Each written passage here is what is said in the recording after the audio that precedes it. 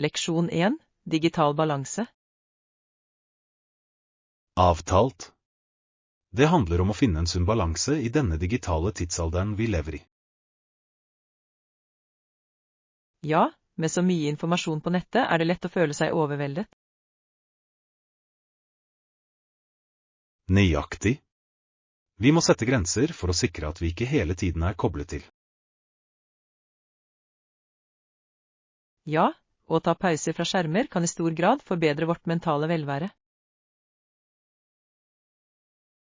Jeg tror det kan være veldig fordelaktig å inkludere offline-aktiviteter i rutinen vår.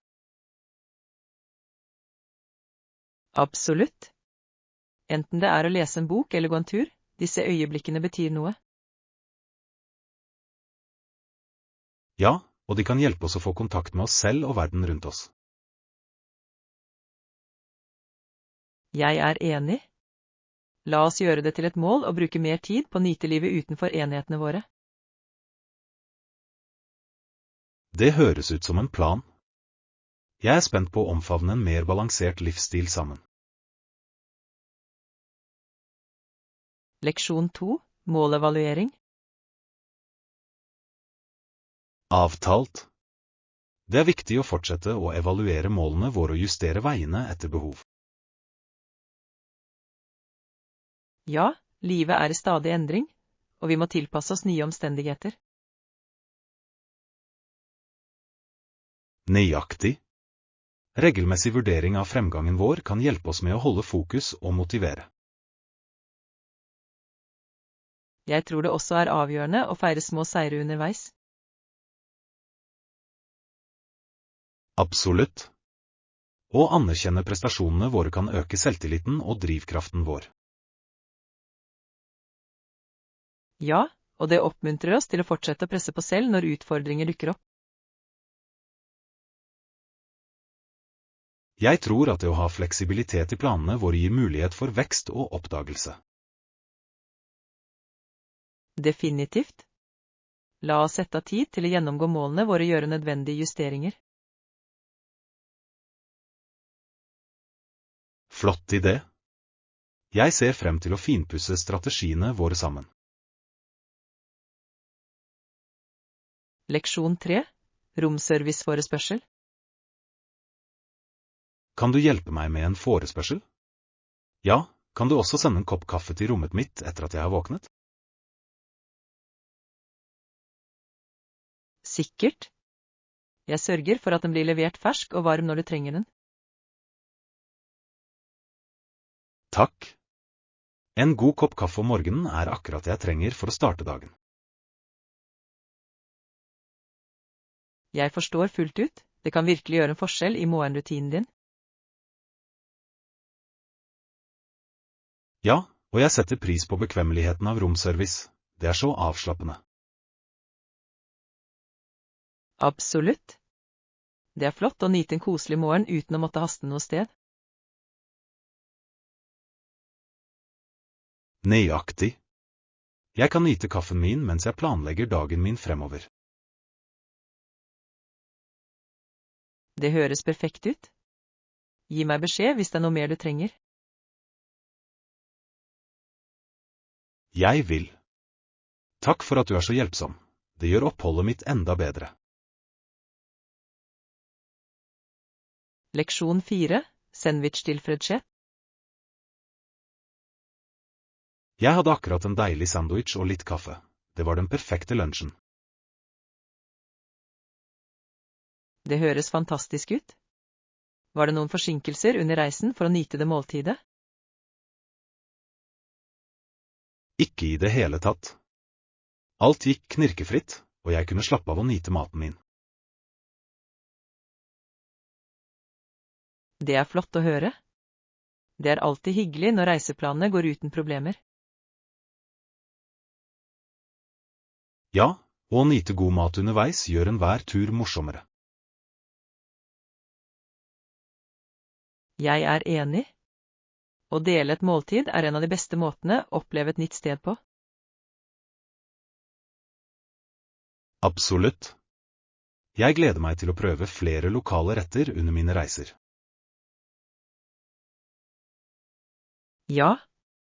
La oss holde en liste over steder å besøke og mat du kan prøve på vårt neste eventyr.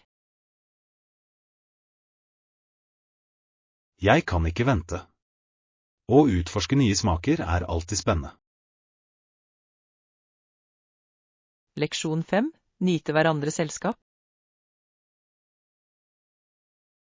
Det er sant. Vi kan bare nyte maten i hverandres selskap uten forstyrrelser.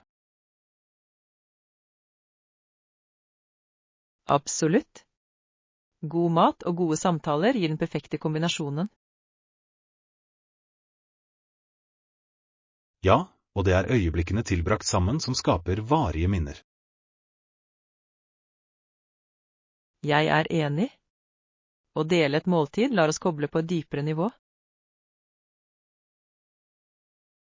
Nøyaktig. Det handler ikke bare om maten, det handler om opplevelsen vi skaper sammen. Ja, og jeg tror det er det som gjør det så spesielt å spise ute. La oss planlegge noen flere måltider sammen. Jeg elsker å utforske nye restauranter med deg. Det vil jeg gjerne. Hvert måltid er en mulighet for eventyr og tilkobling. Jeg gleder meg til å oppdage flere deilige steder sammen. Leksjon 6. NBA-kontrovers. Det ser ut til at han fikk litt problemer da han ikke tillot at imaget hans ble brukt av NBA for lisensiering av fritidsklær. Ja, det var en ganske kontroversiell avgjørelse, tatt i betraktning hvor lukrativ det kan være for idrettsutøvere. Absolutt. Mange spillere drar nytte av sitt image, og å avvise slike muligheter kan heve øyenbrynene. Jeg kan imidlertid forstå hans posisjon. Å beskytte ens merkevare er avgjørende i dagens marked. Definitivt. Det handler om å opprettholde kontroll over hvordan du er representert og sikre at det stemmer overens med dine verdier. Nøyaktig. Jeg beundrer holdningen hans, selv om det fører til tilbakeslag fra fansen og ligaen. Ja, det er en fin linje å gå, men å stå opp for det du tror på kan være styrkende. Jeg er enig. Det er interessant å se hvordan dette vil påvirke karrieren hans fremover. Jeg er nysgjerrig på om andre idrettsutøvere vil følge hans ledetråd, eller om de vil fortsette å omfavne støtte. Leksjon 7. Innsamling av informasjon. Hvis du har mer informasjon eller tips, vil jeg gjerne høre dem når jeg begynner å planlegge. Selvfølgelig. Jeg skal begynne å samle alt jeg kan og fortelle deg hva jeg finner. Det ville vært utrolig nyttig. Jo mer innsikt vi har, jo bedre forberedt er vi. Absolutt. Det er viktig å gjøre grundige undersøkelser før du tar noen avgjørelser. Ja, spesielt hvis vi vil sørge for at alt går på skinner under eventyret vårt. Jeg er helt enig. La oss sørge for å dekke alle viktige detaljer. Jeg er ivrig etter å komme i gang. Jeg vet at denne turen kommer til å bli uforglemmelig. Det blir det. Jeg er glad for å dele denne opplevelsen med deg og lage noen gode minner. Ja, la oss fortsette å kommunisere mens vi planlegger. Teamarbeid vil gjøre det enda morsommere. Leksjon 8. Vulkanutbrudd. Det var så kult å se det bryte ut. Naturens kraft er virkelig fryktinngytende. Og, den har jeg sett. Hvilke materialer spydde vulkanen ut under utbruddet? Det frigjorde en blanding av vaske og smeltet lava, og skapte en fantastisk, men likevel skremmende skjerm. Det høres utrolig ut. Det må ha vært et uforglemmelig syn å være vitne til. Absolutt. Måten landskapet endrer seg på etter et utbrudd er både fascinerende og skremmende. Ja, naturen har en måte å minne oss på den styrke og uforutsigbarhet. Jeg tror å forstå vulkanologi kan hjelpe oss å sette enda mer pris på disse hendelsene. Definitivt. Å lære om vitenskapen bak disse utbruddene gir dybde til opplevelsen. La oss dykke dypere inn i det emnet, det kan føre til noen spennende diskusjoner. Leksjon 9. Unike funn. Vi bør definitivt se etter unike stykker som det. De kan gjøre en uttalelse i alle rom. Jeg skjønner helt. Å finne de spesielle elementene kan virkelig forbedre plassen din. Ja, de tilfører karakter og forteller en historie som masseproduserte varer rett og slett ikke kan matche. Nøyaktig. Det er som om hvert stykke har sin egen historie og sjarm. Jeg elsker når jeg finner noe som resonerer med meg. Det føles som en perfekt passform.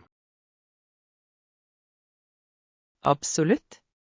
I tillegg skaper unike gjenstander ofte interessante samtaler når gjester kommer innom. Ja, de kan bli fokuspunkter i hjemmet ditt, og vise frem din personlige stil. La oss gjøre det til et poeng å besøke noen antikvitetsbutikker og loppemarkeder denne helgen. Det høres ut som et eventyr. Jeg er spent på å se hvilke skatter vi kan avdekke sammen. Leksjon 10. Sunn tankegang. Det er en flott tankegang å ha. Har du vurdert andre sunne vaner å innlemme? Ja, jeg har tenkt på å legge til flere utendørsaktiviteter i rutinen min. Det høres fantastisk ut. Frisk luft og natur kan gjøre underverker for din mentale helse. Absolutt. Jeg liker å gå i parken, det hjelper å rense tankene mine. Jeg er enig. Fysisk aktivitet kombinert med naturen er en så forfriskende måte å lade opp på. I tillegg er det en flott mulighet til å koble fra teknologien en stund. Ja. Å finne den balansen er nøkkelen til å opprettholde generell velvære. Jeg prøver også å fokusere på oppmerksomhet og meditasjon for å håndtere stress bedre. Det er en fantastisk tilnærming. Jeg burde bli med deg på noen meditasjonsøkter, det kan være til nytte for meg også. Leksjon 11. Bærekraftig rengjøring. Hei! Har du hørt om bærekraftig rengjøringspraksis for hjemmet? Ja, jeg har lest opp på det, og det er fascinerende hvor enkle endringer kan gjøre en stor forskjell. Absolutt.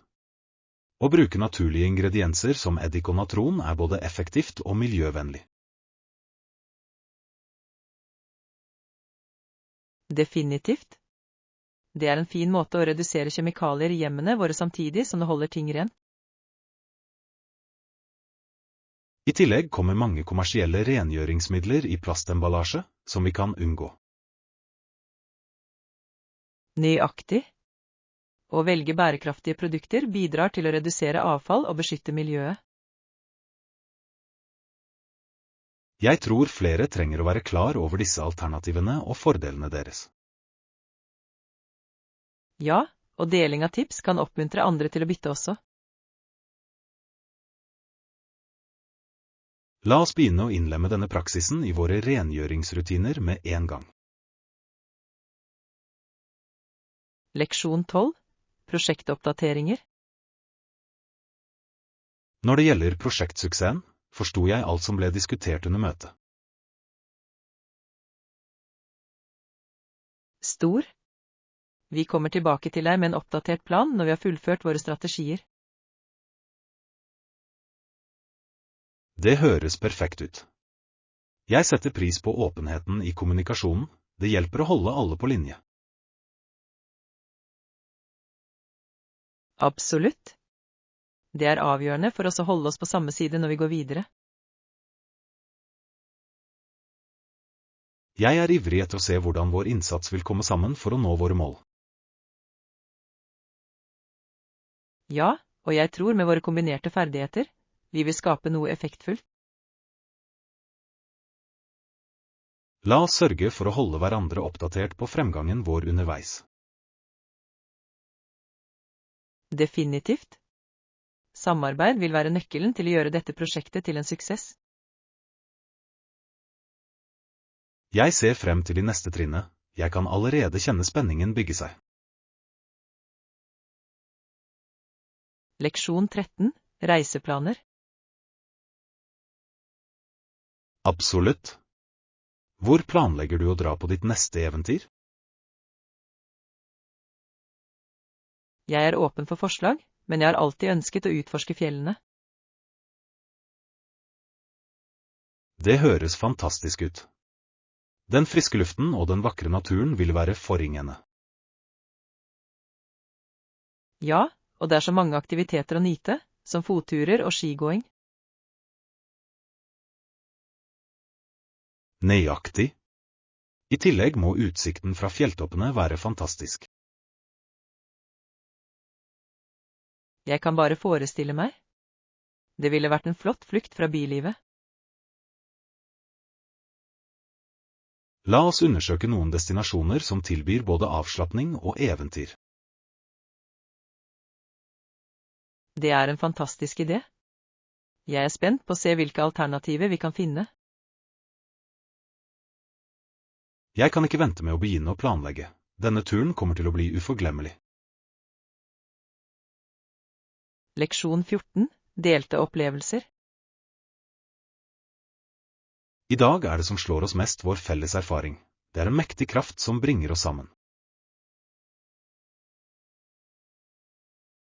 Absolutt. For eksempel er historien om hvordan europeere migrerte og slo seg ned i nye land en delt historie. Ja, det formet kulturer og samfunn på måter som fortsatt føles i dag. Det er fascinerende å se hvordan disse opplevelsene har påvirket vår moderne verden. Jeg er enig. Å forstå vår delte fortid hjelper oss å sette pris på vår mangfoldige nåtid. Ja, det fremmer empati og tilknytning mellom ulike samfunn. La oss dykke dypere inn i disse historiske fortellingene, de kan gi viktig lærdom. Det høres utmerket ut. Å utforske røttene våre kan opplyse våre perspektiver. Jeg ser frem til å diskutere dette videre og avdekke flere historier sammen. Leksjon 15. Vintagershopping. Jeg ser etter et vintagerteppe og nytt kunstverk til veggene mine. Det er på tide å friske opp plassen min. Det høres spennende ut. Vintagerstikker kan gi så mye karakter og sjarm til et rom. Absolutt. Jeg elsker ideen om å ha unike ting som forteller en historie. Ja, å finne det perfekte teppet kan virkelig binde et rom vakkert sammen. Nøyaktig. Jeg er også opptatt av å finne kunstverk som stemmer overens med personligheten min. Det er en fantastisk tilnærming. Kunst kan uttrykke så mye om hvem vi er.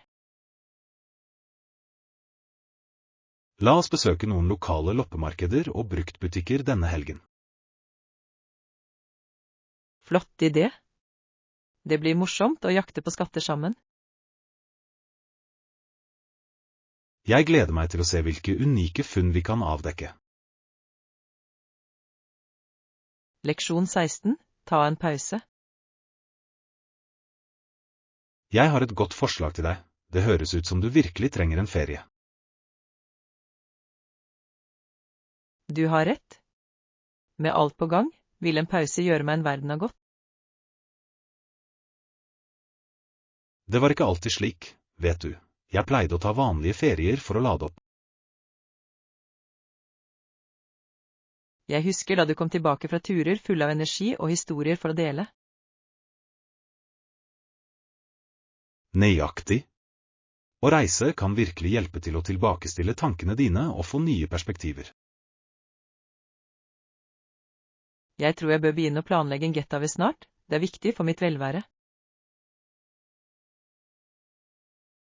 Definitivt. Enten det er en helgetur eller en ukes ferie, kan det utgjøre en stor forskjell. Jeg er begeistret for ideen om å utforske et nytt sted og bare slappe av. La oss se nærmere på noen destinasjoner som passer din timeplan og budsjett. Leksjon 17. Starte en karriere. Det er et interessant felt du vurderer. Jeg tror det er mye potensiale der. Takk. Jeg er veldig lidenskapelig opptatt av det, og ivrig etter å utforske alternativene mine. Hvordan planlegger du å komme i gang på denne reisen? Jeg har forsket på programmer og nettverk med fagfolk i bransjen. Det er et smart trekk. Bygningsforbindelser kan åpne dører og gi verdifull innsikt. Ja, og jeg vurderer også praksisplasser for å få praktisk erfaring. Det er en god idé. Praktisk erfaring kan være utrolig nyttig for din karriere. Jeg er enig. Jeg ønsker å være godt forberedt og kunnskapsrik når jeg skal ut i arbeidslivet. Med din besluttsomhet er jeg ikke i tvil om at du vil utmerke deg på dette feltet. Leksjon 18. Helsebevissthet. Det er alarmerende å tenke på at mange røykere får lungekreft som følge av vanene deres. Ja, det fremhever de alvorlige helserisikoene forbundet med røyking og dens langsiktige effekter. Noen sykdommer behandles med piller eller terapier, men skadene forårsaket av røyking kan være irreversible. Nøyaktig. Det er viktig for folk å være klar over disse risikoene før de begynner å røyke. Jeg tror utdanning spiller en nøkkelrolle i forebygging, spesielt blant unge. Absolutt. Jo mer informert vi er, jo bedre valg kan vi ta for helsen vår. Og det er aldri for sent å slutte. Det finnes ressurser tilgjengelig for å hjelpe de som ønsker å endre seg. Ja. Støttesystemer kan gjøre en stor forskjell i en persons reise for å slutte å røyke. Jeg håper flere tar disse problemene på alvor og prioriterer helsen sin. Leksjon 19. Charlottes reise. Siden Charlottes første album dukket opp, har hun brukt mye tid på reklameturnéer. Ja, jeg har lagt merke til det. Det må være utmattende, men også spennende å få kontakt med fans. Absolutt. Siden hun er utdannet skole, er det imponerende hvor raskt hun har blitt berømt. Det er det virkelig. Hennes talent og harde arbeid har absolutt gitt resultater. Jeg beundrer hvordan hun balanserer musikkarrieren sin med offentlige opptredener og intervjuer. Ja, opprettholde den balansen kan være utfordrende, spesielt i søkelyset. Det er flott å se henne trives og skape seg et navn i musikkbransjen. Jeg gleder meg til å se hva hun gjør videre. Fremtiden hennes ser utrolig lys ut. Jeg er enig. La oss holde øye med hennes kommende prosjekter. Jeg er sikker på at de vil være fantastiske. Leksjon 20. Kundeservice. Visste du at Walmarts hver butikk har hilser som møter kundene på døren? Ja. Jeg tror det er en fantastisk måte å skape en innbydende atmosfære helt fra starten av. Nøyaktig. Disse hilsnerne håndterer også eventuelle spesielle behov kunder måtte ha. Det er imponerende hvordan de streber etter å gjøre shopping til en hyggelig opplevelse for alle. Absolutt. God kundeservice kan virkelig forbedre en persons handleopplevelse. Jeg er enig. Det viser at butikken verdsetter kundene og bryr seg om deres behov. I tillegg setter det en positiv tone for resten av handleturen. Ja. En vennlig hilsen kan gjøre en stor forskjell i hvordan man føler om besøket deres. Det er flott å se at bedrifter prioriterer kundeservice på den måten. Leksjon 21. Treningsmål. Jeg sikter på minst 4 til 5 ganger i uken i omtrent en time hver økt på treningssenteret. Det er et solid engasjement. Konsistens er nøkkelen når det kommer til kondisjon.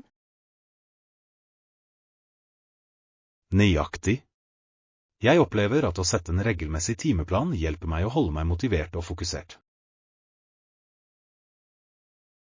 Det er sant. Det handler om å gjøre trening til en del av rutinen din. Ja. Jeg liker også å blande sammen treningsøktene mine for å holde ting interessant. Det er en god idé. Variasjon kan forhindre kjedsomhet og flytte grensene dine. Absolutt. Jeg elsker å prøve nye klasser eller aktiviteter når jeg kan. Det høres ut som du har en god tilnærming til trening. Takk. Jeg tror det er viktig å nyte reisen mens jeg jobber mot målene mine. Leksjon 22. Fredelige resolusjoner. Og jeg håper de klarer å finne en fredelig løsning på den pågående konflikten. Ja, det er avgjørende for alle involverte å oppnå en forståelse og gå videre. Nøyaktig. Fredelige vedtak kan føre til langsiktig stabilitet og harmoni. Det er hjerteskjærende å se hvordan konflikter kan påvirke så mange liv negativt. Absolutt. Kommunikasjon og kompromiss er avgjørende i disse situasjonene. Jeg er enig. Det er viktig for alle parter å lytte og finne felles grunnlag. Jeg tror virkelig at positive endringer kan gjøres med innsats. Ja. La oss være håpefulle for en lysere fremtid for alle berørte. Sammen kan vi støtte fredsinitiativer og øke bevisstheten om disse spørsmålene. Leksjon 23. Rangers Challenge. Ranger så opp og så fiendtlige soldater ved kanten av klippene, skyte ned på dem med maskingevær. Det høres ut som en skremmende situasjon. Hvordan klarte de å holde fokus under et slikt press? De måtte stole på trening og instinkter, vel vitende om at deres overlevelse var avhengig av raske beslutninger. Absolutt. Trening i miljøet med mye stress må være utrolig utfordrende, men det forbereder dem på ekte kamp. Ja, og adrenalinrushet kan enten hjelpe dem med å prestere bedre eller gjøre det vanskeligere å tenke klart. Det er en delikat balanse, er det ikke? Å holde seg rolig og samtidig være oppmerksom på fare er avgjørende. Nøyaktig. Jeg ser for meg at teamarbeid spiller en viktig rolle i slike situasjoner, siden de må stole på hverandre for støtte. Definitivt. Kommunikasjon og tillit mellom lagkamerater kan utgjøre hele forskjellen i et kritisk øyeblikk. Det er fascinerende hvordan disse opplevelsene former deres karakter og motstandskraft i møte med motgang. Leksjon 24. Naturreservateventyr. Hei, har du noen gang tenkt på å dra til en naturreservat i nærheten som heter Green Valley? Ja, jeg har hørt at det er ganske vakkert, spesielt om våren når alt blomstrer. Absolutt. Det fantastiske landskapet og det mangfoldige dyrelivet gjør det til et perfekt tilfluktsted. Jeg elsker ideen om å vandre gjennom stiene og nyte den friske luften. Nøyaktig. Det er en fin måte å få kontakt med naturen og unnslippe byens kjas og mas. I tillegg har jeg lest at det er noen herlige piknikplasser hvor vi kan slappe av og nyte naturen.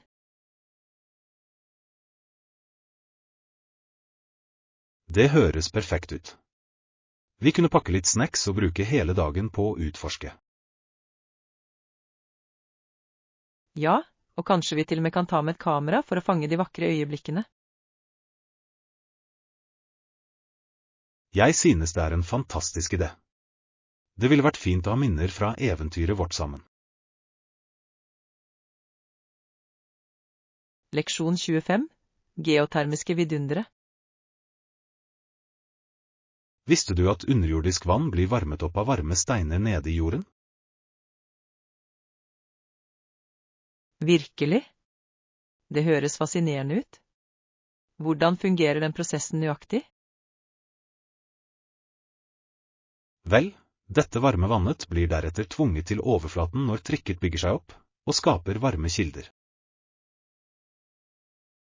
Det er utrolig. Det er utrolig hvordan naturen kan utnytte slik energi så effektivt. Nøyaktig.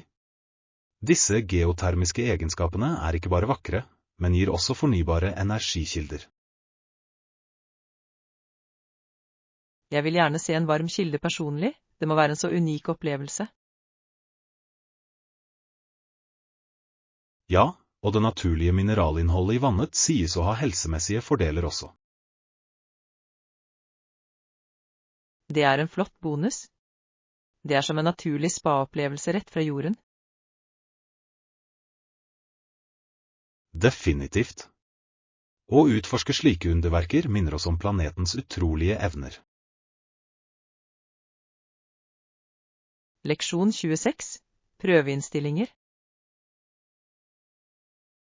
Når det gjelder rettssaker, ser det ut til at forsvarsadvokater ofte foretrekker rettssak for jury fremfor rettssak av dommer alene. Det er sant. Jurymedlemmer kan bringe forskjellige perspektiver, noe som kan være fordelaktig for Forsvaret. Nøyaktig. De tror ofte at en jury kan være mer sympatisk for sin klients situasjon. Ja, og det å ha flere jurymedlemmer kan skape en følelse av fellesskapsdom i stedet for en enkelt mening. For mange forsvarsadvokater kan uforutsigbarheten til en jury faktisk fungere til deres fordel. Det er et interessant poeng. Det handler også om hvordan jurymedlemmer forholder seg til fortellingen som presenteres i retten. Ja. En overbevisende historie kan gi mer gjenklang hos en jury og påvirke avgjørelsen deres. Og det er derfor advokater bruker så mye tid på å lage sine argumenter for å appellere til jurymedlemmer.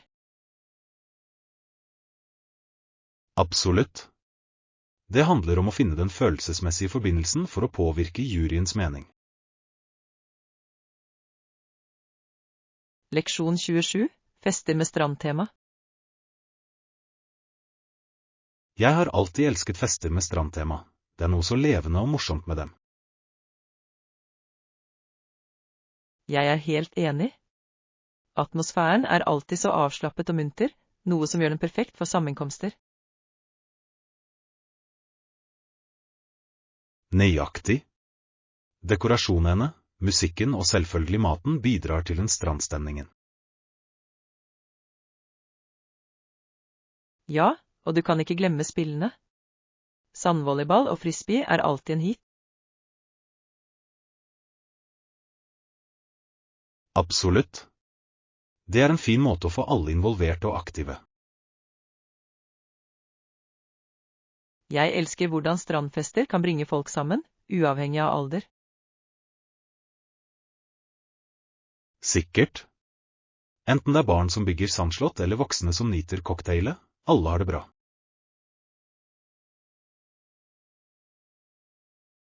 Nøyaktig. I tillegg gir en solnedgang ved stranden et magisk preg til kvelden.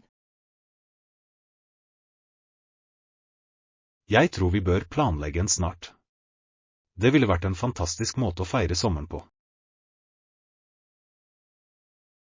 Leksjon 28, Halloween Spirit.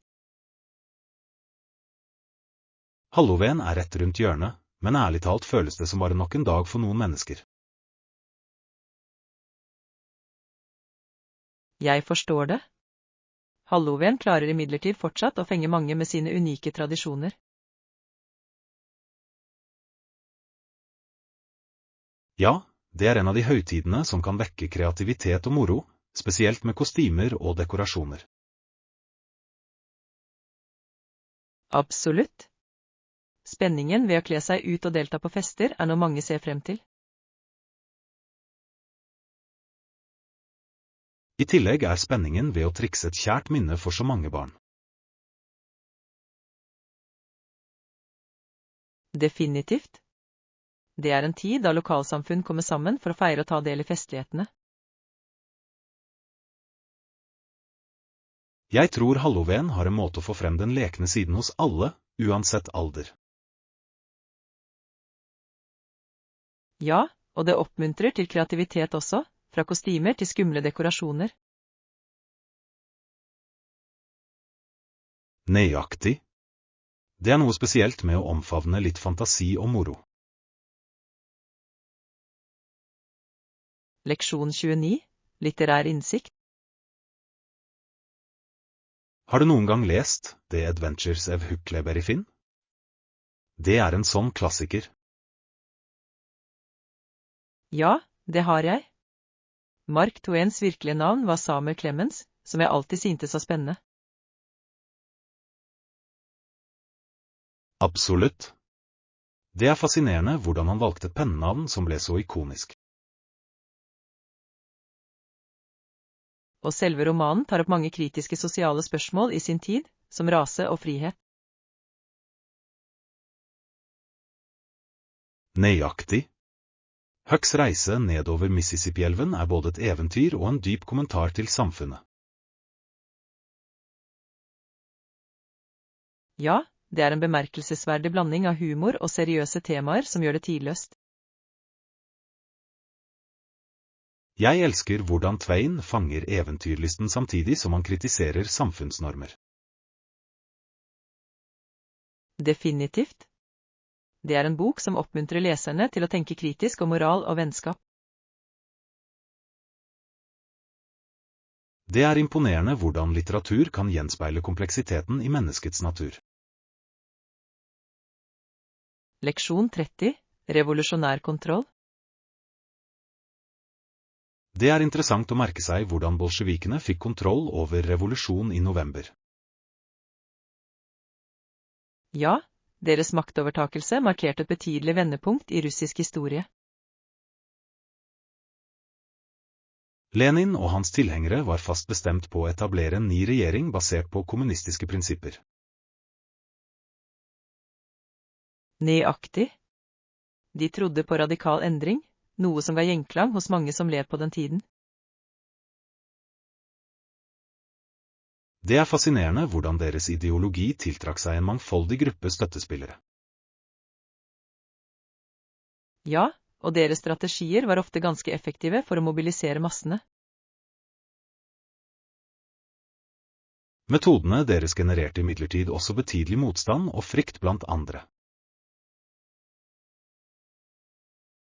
Definitivt. Virkningen av deres oppgang ble følt langt utenfor Russland, og påvirket global politikk. Det er et kompleks kapittel i historien som fortsetter å vekke diskusjoner i dag. Leksjon 31. Hold deg på trenden. Jeg har lett etter ideer og tips for å holde meg på trenden. Mote ser ut til å endre seg så raskt. Jeg vet hva du mener. Det er som å ha en stylist virkelig kan bidra til å holde garderoben frisk og oppdatert. Nøyaktig. De har et godt øye for hva som fungerer og kan hjelpe deg med å oppdage nye stiler. Ja, og de kan gi innsikt i hvordan du kan mikse og matche deler effektivt. I tillegg har de ofte tilgang til eksklusive kolleksjoner og trender før de treffer mainstream. Det er sant. Det kan være spennende å ha på seg noe unikt som ikke alle har. Sikkert. Jeg tror det å følge moteinfluenser også kan gi stor inspirasjon. Absolutt. Sosiale medier er en fantastisk plattform for å oppdage nye stiler og trender. Jeg er enig. Det handler om å finne det som resonerer med din personlige stil mens du holder deg oppdatert. Leksjon 32. Fredelige indianere. Det er interessant hvordan indianerne ble fredelige over tid, spesielt etter innledende konflikter. Ja, det er en bemerkelsesverdig transformasjon, men den var ikke uten utfordringer. På slutten av 1609 ble Smith skadet, noe som skapte ytterligere komplikasjoner for oppgjøret. Det er sant. Skadene hans førte til betydelige endringer i ledelse og strategi. Det er fascinerende hvordan disse hendelsene formet forholdet mellom nybyggere og indianere. Absolutt. Den fremhever kompleksiteten i menneskelig interaksjon i denne perioden. Ja, og det er en påminnelse om viktigheten av å forstå ulike perspektiver. Sikkert. Historien lærer oss ofte verdifulle leksjoner om samarbeid og konflikt. Jeg tror å utforske disse historiene hjelper oss å sette pris på motstandskraften til alle involverte. Leksjon 33. Prisdiskusjon. Det høres fornuftig ut. Jeg tror det er viktig for oss å diskutere priser og betalingsbetingelser tidlig. Absolutt. Åpenhet i disse sakene bidrar til å bygge tillit mellom begge parter. Ja, og det sikrer at alle er på samme side angående forventninger. Jeg er enig. La oss skissere hovedpunktene slik at de kan unngå eventuelle misforståelser senere. God idé.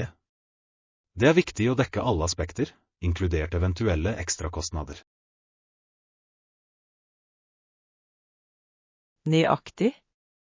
Jeg vil sørge for at det ikke kommer noen overraskelser når vi starter prosjektet. Sikkert. Tydelig kommunikasjon er nøkkelen til et vellykket partnerskap. Ja, og det setter en positiv tone for vårt samarbeid fremover. Jeg er glad vi tar oss tid til å behandle disse detaljene på forhånd. Leksjon 34. Helgeplaner. Hei, har du tenkt på noen planer for helgen? Ja, jeg tenkte faktisk å dra på et lite eventyr til de nærliggende turstiene. Det høres spennende ut. Jeg elsker ideen om å utforske naturen og få litt frisk luft. Nøyaktig. Det er en fin måte å slappe av og unnslippe hverdagens kjas og mas.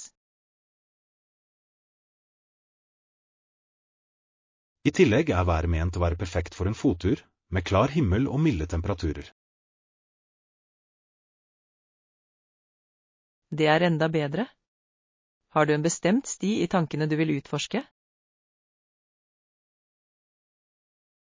Jeg tenkte på den populære Løkkestien. Jeg har hørt at den har fantastisk utsikt på toppen. Og, den har jeg hørt om. Det skal være litt utfordrende, men verdt innsatsen. Ja, jeg er helt for en god treningsøkt, spesielt med vakker natur som belønning. Leksjon 35, NEAT-turen. Likte du turen vi tok forrige uke? Absolutt. Til tross for transportutfordringene vi møtte, var det en fantastisk opplevelse totalt sett. Jeg er enig, selv om bussturen var litt humpete, gjorde destinasjonen det hele verdt.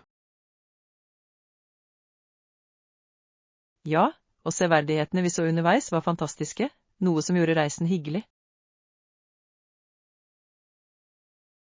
Nøyaktig. Noen ganger er det de små hikkene på reise som skaper de beste historiene senere. Det er så sant. Jeg elsket å utforske den nye byen og prøve ut forskjellige matvarer. Jeg også.